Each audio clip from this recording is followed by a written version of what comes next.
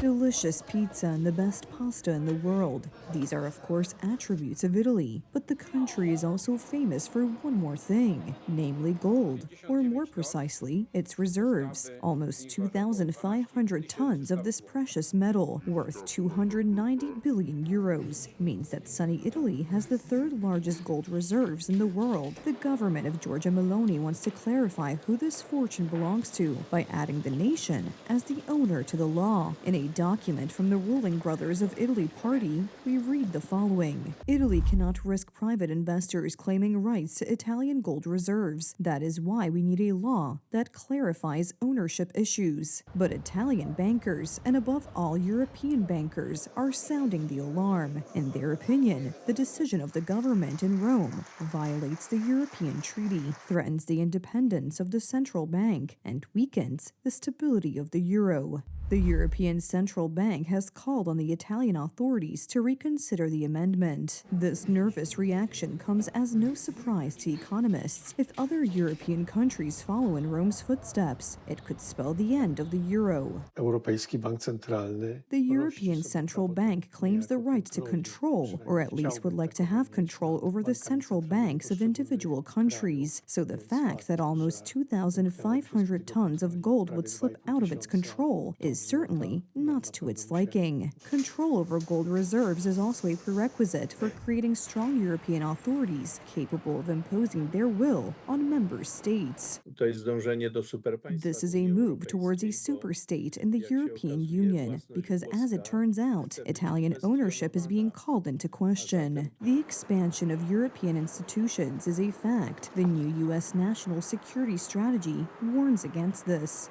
The challenges facing Europe include the actions of the European Union and other supranational organizations that undermine political freedom and sovereignty, as well as migration policy. One of the methods of protection against a European superstate with its capital in Brussels is a strong national currency, economists argue. We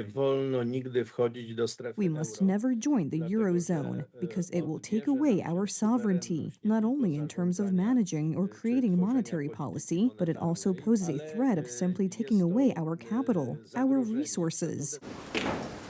The newly appointed government in the Czech Republic is also working on a similar assumption. Among other things, Andrej Babiš's government has pledged to break the migration pact, move away from the ETS emissions trading system, and keep the Czech koruna as its currency.